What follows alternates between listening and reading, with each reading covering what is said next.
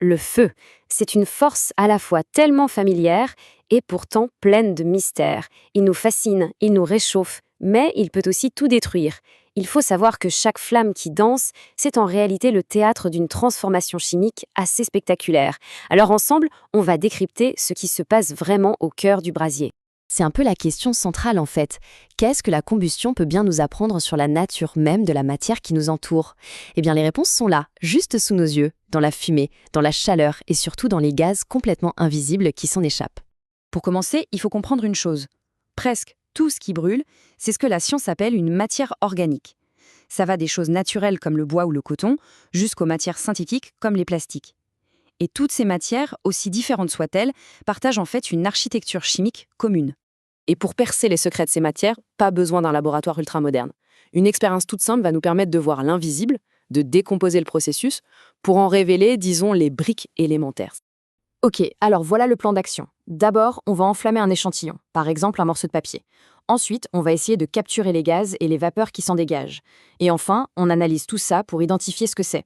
C'est simple, c'est direct, et vous allez voir, c'est incroyablement révélateur. Et voilà ce qu'on observe, que ce soit avec du papier ou du plastique. Il y a 3 phénomènes clés. Premièrement, on voit de la buée, donc de la vapeur d'eau, qui se forme sur une surface froide qu'on place au-dessus. Deuxièmement, le gaz qui s'échappe, si on le fait passer dans de l'eau de chaud, il la trouble. Et troisièmement, il reste un résidu noir, de la suie. Ces 3 observations, ce sont nos indices. Maintenant, c'est l'heure de l'interprétation. Chaque indice est une pièce du puzzle. Et en les assemblant, on va pouvoir reconstituer la composition chimique de notre matière de départ. C'est un vrai travail de détective. Alors, premier indice, la vapeur d'eau. La formule de l'eau, c'est H2O. Pour que de l'eau se forme, il faut des atomes d'hydrogène, le fameux H. Mais d'où peuvent-ils bien venir? Eh bien, uniquement de la matière qui a brûlé. C'est la preuve irréfutable qu'il y avait de l'hydrogène dans sa composition. Deuxième indice, l'eau de chaux qui se trouble. Ça, c'est le test qui ne trompe jamais pour identifier le dioxyde de carbone, le CO2. Et là, c'est le même raisonnement que pour l'hydrogène. Pour produire du CO2, il faut du carbone, le C. Ce carbone ne peut venir que d'un seul endroit, la matière organique qu'on a fait brûler. La conclusion est donc limpide. L'analyse des produits de la combustion le prouve. Les matières organiques sont essentiellement des assemblages d'atomes de carbone et d'hydrogène. En fait, le feu agit comme un véritable révélateur de leur composition atomique. Mais attention, l'enquête ne s'arrête pas là.